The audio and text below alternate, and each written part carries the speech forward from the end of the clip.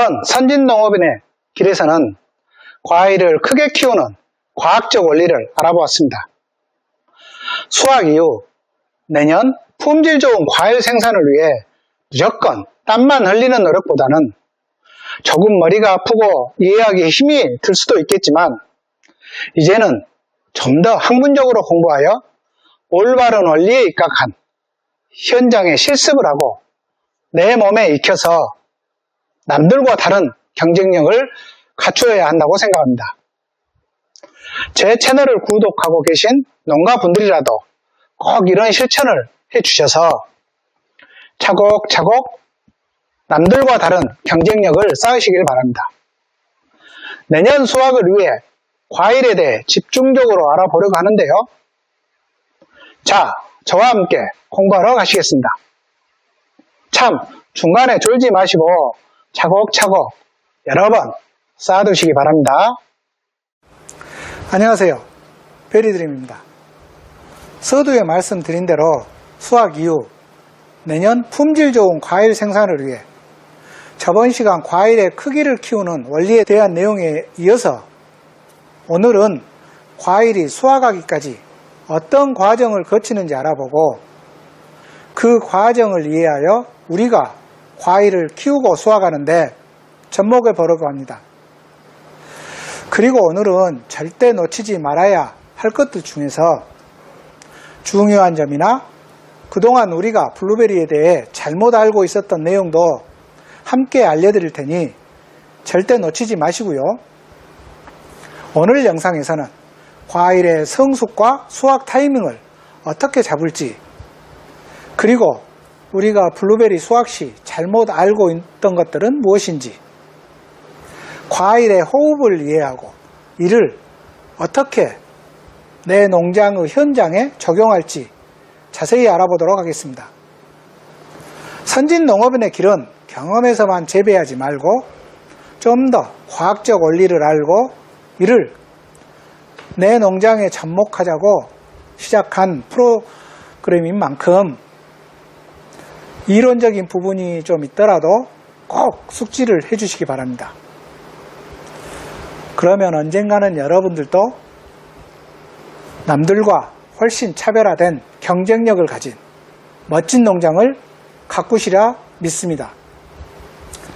구독과 좋아요, 그리고 영상 공유로 주변의 많은 분들과 좋은 정보 함께 하시길 바랍니다. 과일은 어떻게 성숙하는 것이고 수확은 어떻게 해야 할까요? 수분이나 수정에 의해 결실이 된 과실은 세포 분열과 세포의 비대에 의해 생장을 계속하다가 생장 말기가 되면 질적 변화를 일으켜 드디어 우리가 먹을 수 있는 이른바 가식 상태가 됩니다. 즉 이를 다른 말로써 다육질의 과일에서는 연화도, 착색도, 당의 함량과 성분, 그리고 방향 물질 등이 증가하게 되고 우리가 먹어서 맛이 없는 부분인 신맛이나 떫은 맛 등이 감소하는 현상이 일어나는데 이러한 모든 과정을 통틀어서 바로 성숙이라는 용어를 사용합니다. 이처럼 성숙이라는 것은 수확하기 직전 아직 나무에 과일이 붙어있는 상태이고 완숙이라는 것은 수확 이후 과일이 나무에서 떨어진 상태를 말하는 것인데요. 이 성숙과 완숙 두 용어를 정확히 기억을 해두시면 여러분들이 공부를 할 때나 작물 재배를 하실 때 많은 도움이 되시리라 생각합니다. 여기서 중요한 사실 하나를 알려드리면 과일의 성숙은 과실의 발육 단계의 하나로서 이 기간에 과실의 생장이 완료가 되고 우리가 먹을 수 있는 가식 품질로서 최고조에 달하게 되는데 바로 이 과정의 대부분은 과일이 나무에 수확되지 않고 달려있을 때 모두 일어난다는 사실입니다.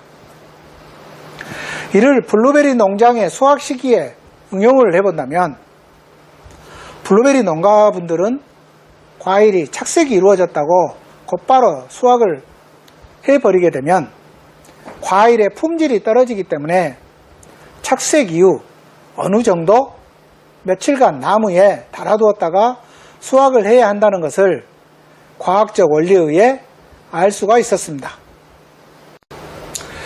여기서 블루베리 농가분들이 수확 시 크게 잘못 알고 있는 부분을 알려드리면, 위에서 알려드린 대로 모든 과일들은 성숙과 완숙이라는 과정을 거치는데요. 많은 블루베리 농가분들이 수확 시기에 착색이 되자마자 또는 조금 덜 익은 과일들을 수확을 해서 이를 판매 전까지 하루 이틀 놓아두는 이른바 농가분들 스스로 완숙을 시킨다고 하는 이 과정을 거치게 되면 블루베리 과일이 조금 더 진해지기 때문에 농가분들은 과일의 당도도 올라가고 품질이 좋아진다며 완숙이 되었거니라고 판단을 하시고 착색이 되자마자 또는 익지도 않은 과일을 수확을 하는데, 이는 정말 잘못된 행동입니다.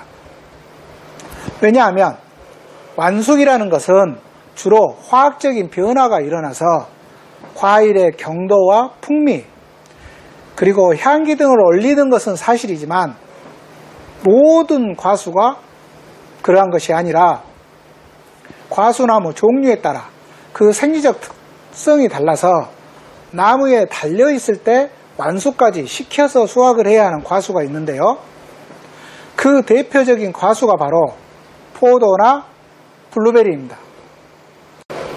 이러한 원리를 이해하지 못하신 분들은 블루베리를 수확 이후 하루 이틀 놓아두면 과일의 색이 진하게 바뀌는 것만 보고 품질이 좋아지는 것이라고 판단을 하시는데, 블루베리는 오히려 착색이 되더라도 수확하지 말고 나무에 며칠 달아두었다가 수확을 해야 더 좋은 품질을 생산한다는 사실을 경험이나 그저 상식적이 아닌 과학적 원리에 의해서 정확히 알 수 있었습니다.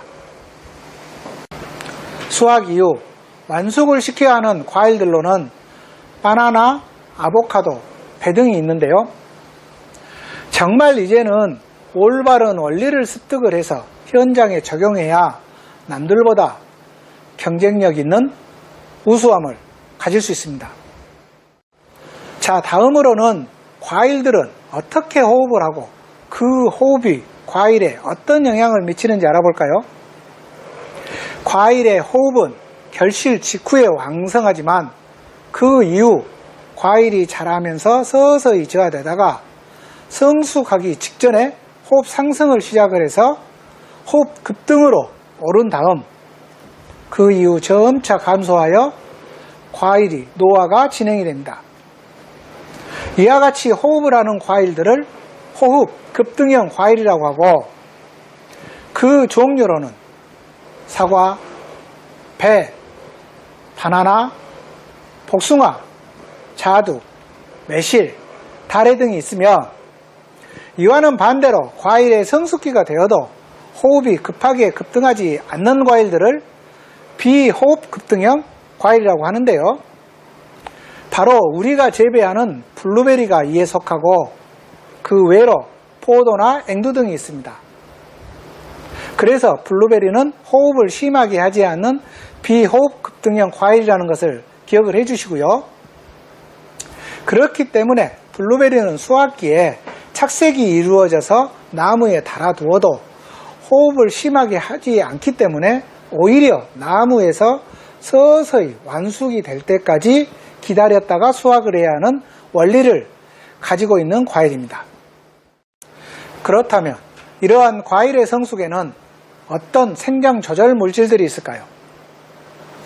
여러분들은 아마도 에틸렌이라는 용어를 한 번쯤이라도 들어보셨을 것인데요. 에틸렌은 과일의 성숙 과정을 유도하는 물질로 성숙 과정을 강력히 유도하므로 성숙 호르몬으로 판단되어지고 있습니다. 그렇다고 하여 모든 과일이 이에 해당하는 것은 아니고요. 비호흡 급등형 과일인 블루베리나 포도 등은 성숙기에도 에틸렌의 발생량이 극히 적어서 그 영향을 크게 받지 않기 때문에 간혹 광고하는 에틸렌 억제제를 뿌려줘야 한다는 광고를 많이 보실 텐데요. 블루베리 농가분들은 에틸렌 억제제를 굳이 사용하지 않으셔도 이러한 에틸렌 발생이 되지 않기 때문에 전혀 관계가 없습니다. 반면에 아부시스산이라는 물질도 성숙과 아주 밀접한 관계가 있는데요. 바로 블루베리의 성숙과 함께 급증하게 나타나는, 즉 성숙을 유도하는 물질이기도 합니다. 그래서 블루베리나 포도 등은 다른 과일들과 달리 아부시스산의 증가와 옥신의 감소가 성숙을 유도하는 중요한 요인이라고 할 수 있습니다. 과일의 성숙 과정에 관여하는 인자들은 사실 정말 복잡한 메커니즘을 가지고 있어서 앞으로도 정말 많은 연구가 이루어져야 될 항목이기도 합니다. 정말 이제는 관행농법 또는 경험에만 의지해서 계속해서 시행착오를 겪어 나가야 되는 그런 과정을 밟지 마시고 조금이라도 과학적 원리에 입각한 이론을 공부를 하셔서 경험과 현장에 접목을 해서 남들과 차별화된 우수한 농장을 만드시길 바랍니다. 저번 시간에 이어 오늘은 과일의 성숙과 수확을 응용하는 방법, 그리고 과일이 호흡하고 성숙하는데 사용하는 물질 등 다양하게 알아보았습니다. 계속해서 품질 좋은 과일 생산과 올바른 재배 방법을 위해 다음 시간에도 좋은 내용으로 찾아뵙겠습니다. 구독과 좋아요, 그리고 영상 공유로 주변의 많은 분들과 좋은 정보 함께 하시길 바랍니다. 감사합니다.